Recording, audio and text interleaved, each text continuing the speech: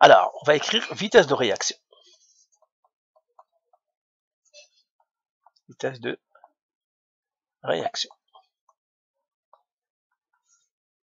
Alors, c'est quoi la vitesse de réaction? En fait, quand on parle de vitesse, la vitesse c'est quoi? C'est quoi la vitesse? La vitesse représente le rythme de changement d'une quantité. Représente la rapidité de changement d'une quantité.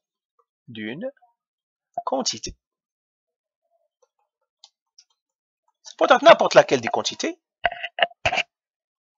Alors, c'est ça la vitesse de... C'est ça, je mettrai tout simplement ici définition, ou introduction. Et comment on calcule la vitesse? La vitesse, c'est toujours ça. La vitesse, c'est Y2 moins Y1 sur T2 moins T1. C'est ça la vitesse. Y, ça c'est les quantités. Ça pourrait être n'importe. Par exemple, j'ai un niveau d'eau qui descend. Eh bien, je pourrais savoir la vitesse avec laquelle l'eau descend. Ou bien, si je remplis un contenant, je peux savoir la vitesse avec laquelle la hauteur augmente. Donc, c'est ça la vitesse. Et la vitesse, c'est la même formule que la pente. Tu te rappelles des mathématiques? Y2 moins Y1 sur X2 moins X1. Eh bien, c'est ça. La vitesse, c'est la pente. C'est avec quoi, ça pourrait être descendante ou montante, mais c'est avec quoi la quantité change. Maintenant, si je prends une réaction chimique, donc on va prendre un exemple. Prenons un exemple. Est-ce que tu as compris ce que ça veut dire la vitesse? C'est le rythme, c'est la rapidité avec laquelle une quantité change. Par exemple, je te dis, à quelle vitesse tu es arrivé à l'école? Eh bien, tu vas me dire, on a traversé, c'est-à-dire, combien de temps ça t'a pris de venir de chez vous à l'école, par exemple. Hein? La vitesse de changement, c'est ça, c'est-à-dire le changement d'une quantité. Maintenant, je prends un exemple. Par exemple, j'ai Cu, solide, plus 2HCl, aqueux, qui me donne CuCl2, aqueux, plus H2, gaz. Alors, maintenant, regarde, je mets du cuivre avec du HCl, il me donnerait cette réaction-là. Ça, c'est les réactifs et ça, c'est les produits. Dans la réaction ici, est-ce que les réactifs vont augmenter ou vont diminuer? Dans la réaction ici, est-ce que les réactifs vont augmenter ou vont diminuer? Ils vont diminuer parce que ce sont eux qui vont se mélanger pour nous donner ça. Donc, à un certain moment, je vais voir que le cuivre a diminué, le HCl a diminué. Mais on veut savoir à quel rythme, quelle est la vitesse de diminution, combien ça lui a pris. Est-ce que ça lui a pris 1 heure? Est-ce que ça a pris 2 heures, par exemple? Donc, on veut chercher la vitesse de diminution. OK? Donc, par exemple, ici, on va dire ici, le cuivre, le Cu solide et le HCl vont diminuer. Et puis, les produits, le CuCl2, aqueux, et puis H2, gaz, vont quoi? Vont augmenter. D'accord? Donc, il y a ceux qui vont diminuer, il y a ceux qui vont augmenter. Et là, qu'est-ce qu'on veut savoir? La vitesse avec laquelle il diminue et la vitesse avec laquelle il augmente. C'est ça l'important. D'accord? Donc, les réactifs diminuent et les produits augmentent. On veut savoir la vitesse de diminution et la vitesse de... Alors là, on a une loi, une règle. Donc, on va faire ici formule.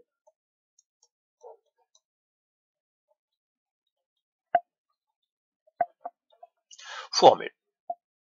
Donc, si j'ai une réaction chimique, par exemple, j'ai A, grand A, plus B, grand B, qui me donne C, grand C, plus petit d, grand D.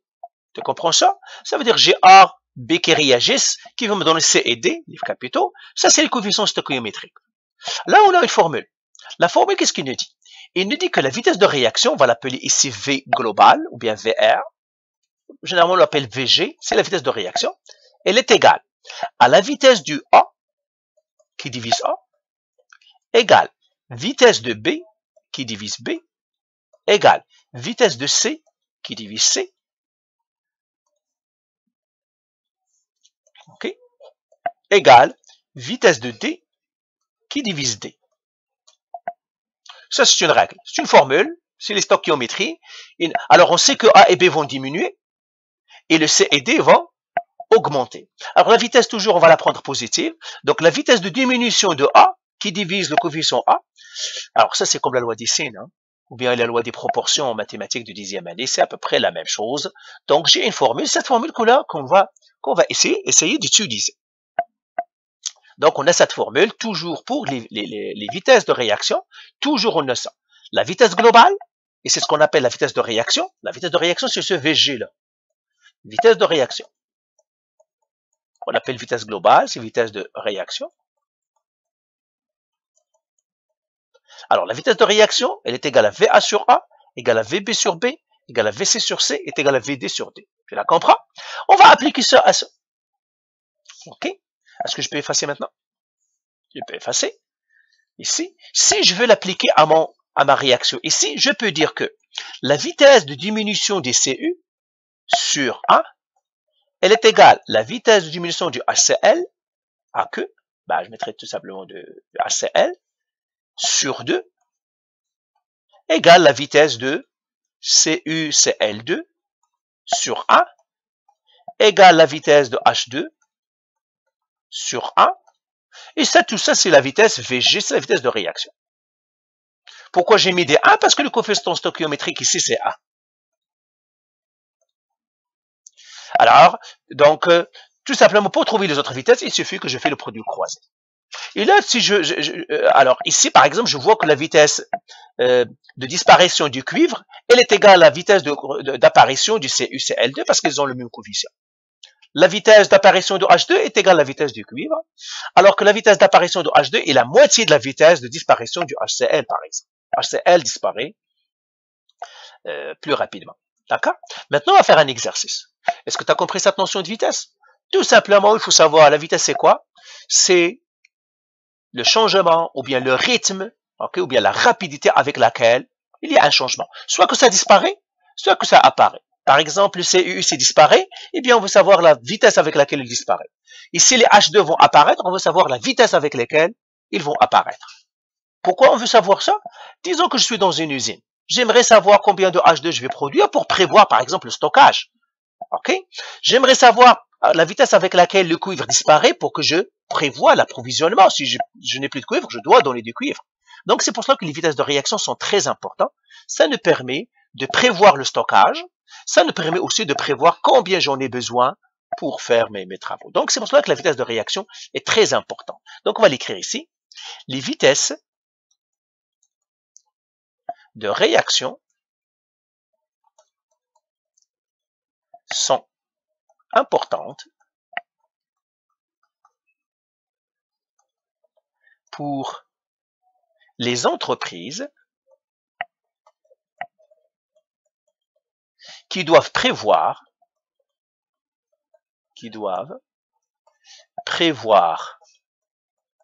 le stockage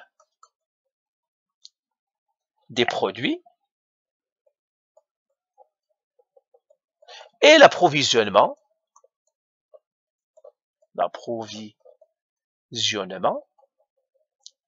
des réactifs. Si par exemple j'ai un stock, je dis ça va me prendre une semaine alors que ça va me prendre une journée, ben, ça serait triste. Pourquoi? Parce que toute la semaine je ne vais pas travailler parce que je dois attendre comme fournisseur. D'accord? La même chose que l'hydrogène, moi j'ai dit que je vais faire 1 tonne, alors j'ai fait 40 tonnes. Donc ça va être dangereux pour l'usine, parce qu'on va mettre les 30 tonnes qu'on a fait. Donc c'est très bien les vitesses de réaction sont importantes. Est-ce que tout ça c'est beau? Ben, on va partir à des exercices maintenant. C'est correct? Qui doivent prévoir le stockage des produits et l'approvisionnement des réactifs. Donc, on doit s'assurer qu'on a assez de réactifs pour ce qu'on veut faire et on a assez de stockage pour les produits qu'on est en train de produire, c'est-à-dire, c'est ça. Alors, maintenant, on va faire un exercice. Alors là, exemple ici, qu'est-ce qu'ils nous disent ici? De l'azote réagit avec de l'hydrogène pour former du NH3, gaz. Si la vitesse de production du gaz ammoniaque a été établie à 5,4 fois 10 à la moins 1 mol par litre seconde, calcule la vitesse de consommation de l'hydrogène et de l'azote gazeux. Alors, avant de faire l'exercice, on va parler de l'unité de la vitesse. OK? Donc peut-être que je vais le faire ici. Je vais effacer tout ça. On va parler unité des vitesses de réaction. Bah, je vais laisser la réaction, je vais pas mais je vais effacer les autres. D'accord? Unité. Quelles sont les unités? Par exemple, la vitesse qu'on connaît, quelle est la vitesse en physique? Mètres par seconde. Pourquoi? Parce qu'on a les distances qui divisent les secondes. La quantité qui change, c'est les distances. C'est pour cela qu'on a cette vitesse mètres par seconde. Mais la vitesse, la notion de vitesse, c'est quelque chose de général. Ok? Donc, on va faire ici unité en chimie des vitesses de réaction. Des vitesses de réaction.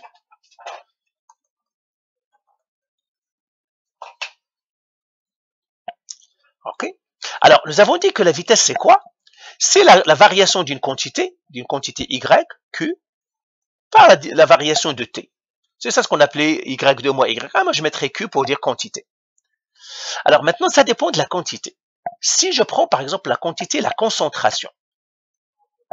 Par exemple, dans cet exercice ici, je suis la concentration des HCl par exemple. Si je suis la concentration, avec quoi on mesure les concentrations? C'est mol par litre. Alors la vitesse, ça serait quoi? Parce que ça va être mol par litre qui divise les secondes. La vitesse sera mesurée en quoi? Sera mol par litre seconde. Comme la distance. Par exemple, la distance sur le temps. La distance, ça se mesure en mètres. Le temps, ça se mesure en secondes. Donc, la vitesse, ça va se mettre mètres par seconde. Ici, si j'utilise la concentration, et c'est ce qu'on va utiliser toujours, en général, donc on aura les moles par litre, ça veut dire mol par litre seconde. Maintenant, si la quantité est la pression, surtout quand on a des gaz, pression de gaz. La pression, on la mesure avec quelle unité? Le kilopascal. Donc la vitesse, ça va être mesuré en quoi? Kilopascal par seconde. Ok? Alors je vais encore effacer ici. Alors écris ça. Donc si je mesure les quantités, c'est la concentration que je suis. Comme il diminue la concentration, comme la concentration augmente, eh bien ça va être les concentrations par seconde. Si c'est la pression, ça va être les kilopascals par seconde.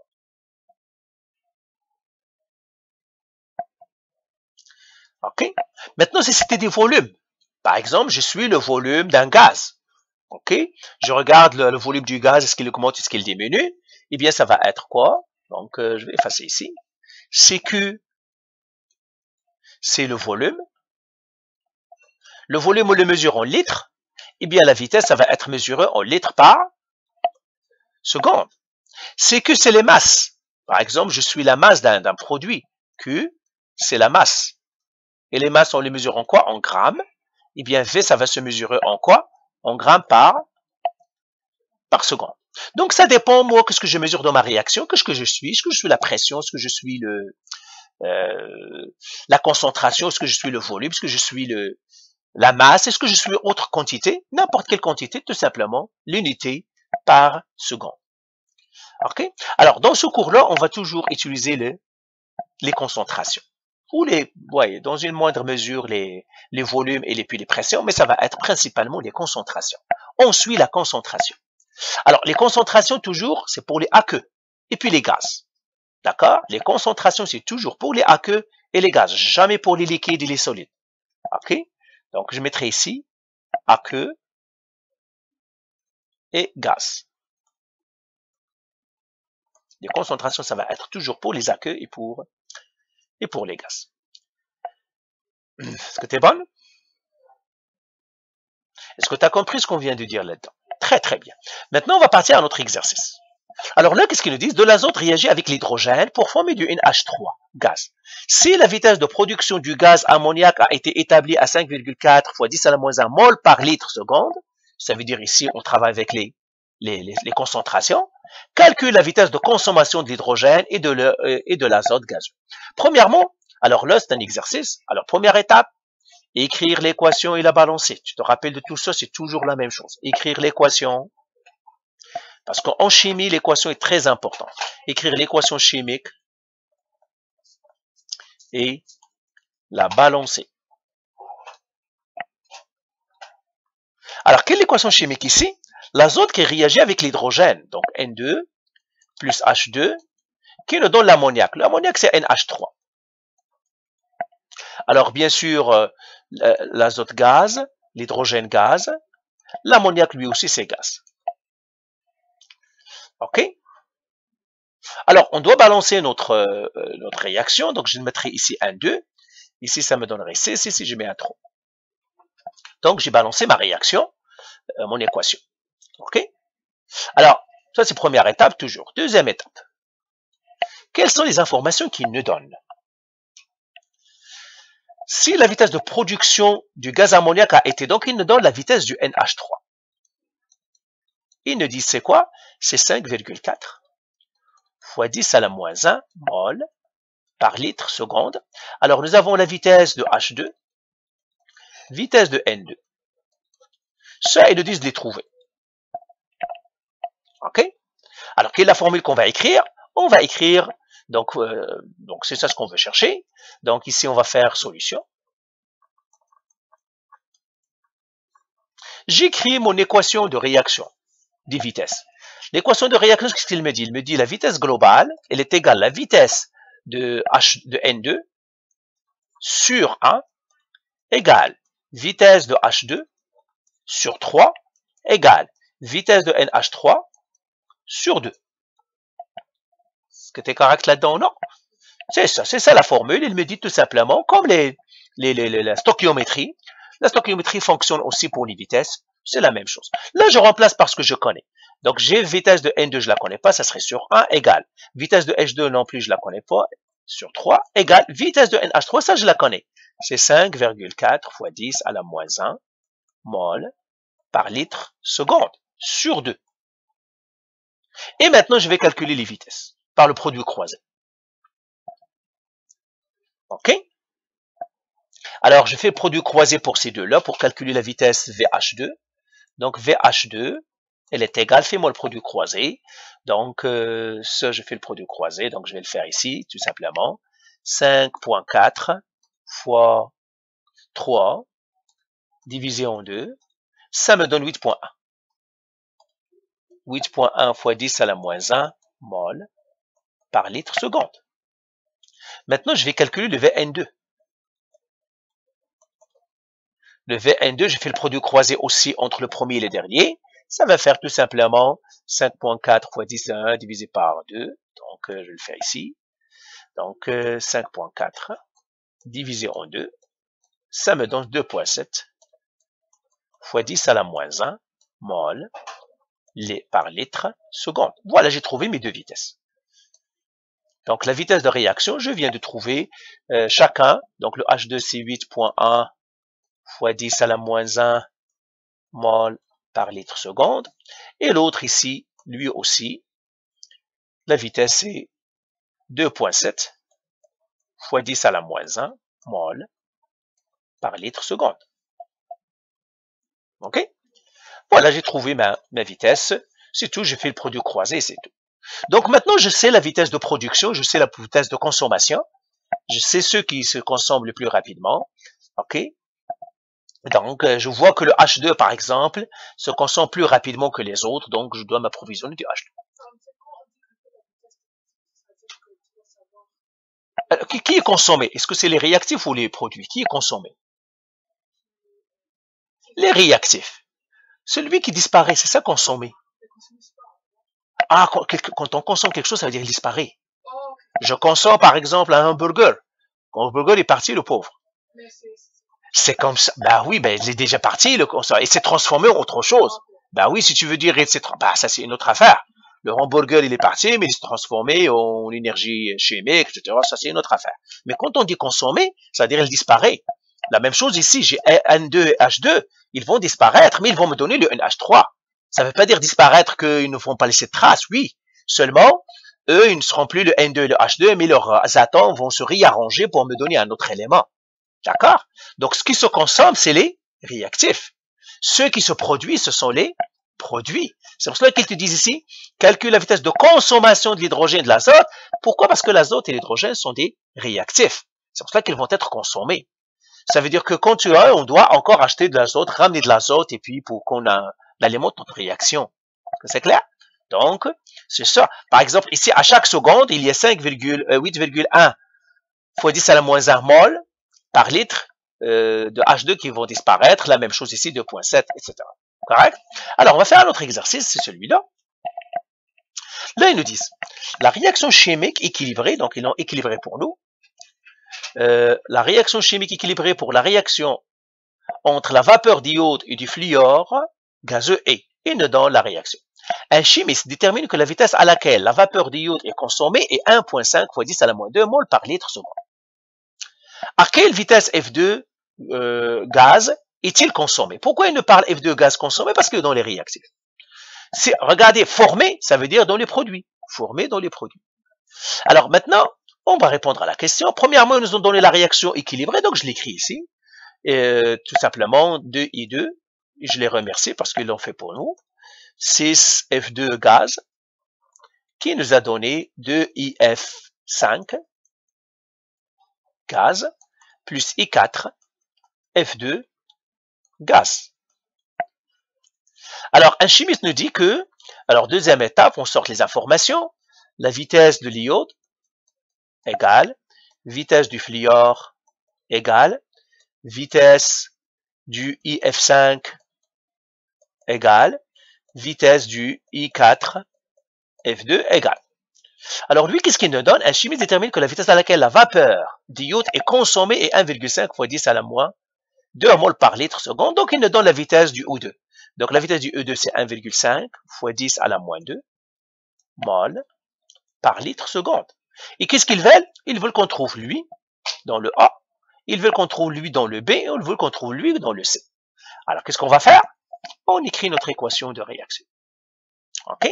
Parce qu'on sait là comment il disparaît, et bien on va trouver tous les autres. La réaction, qu'est-ce qu'il me dit? Il me dit la vitesse VG, la vitesse globale, elle est égale à la vitesse du I2 sur 3 égale vitesse du F2 sur 6 égale vitesse du E5 du IF5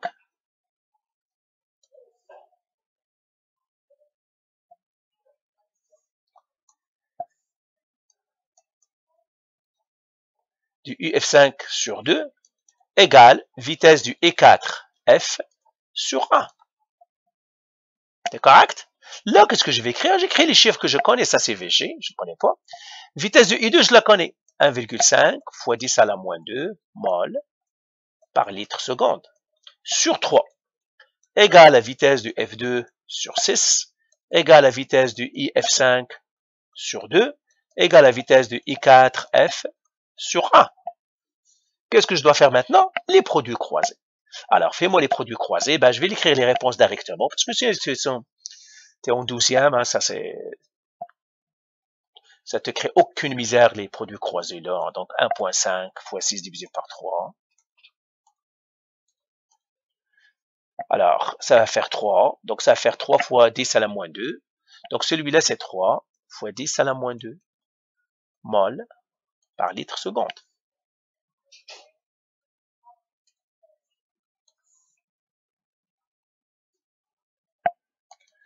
Je fais maintenant le IF5. Produit croisé encore. Donc, 2 fois 1,5 divisé par 3. Ça fait 1. Donc, lui, c'est 1 fois 10 à la moins 2 mol par litre seconde. Et le dernier, produit croisé lui aussi. En fait, on divise l'autre par 3 et c'est tout. 1,5, oui, fois 10 exposant moins 2,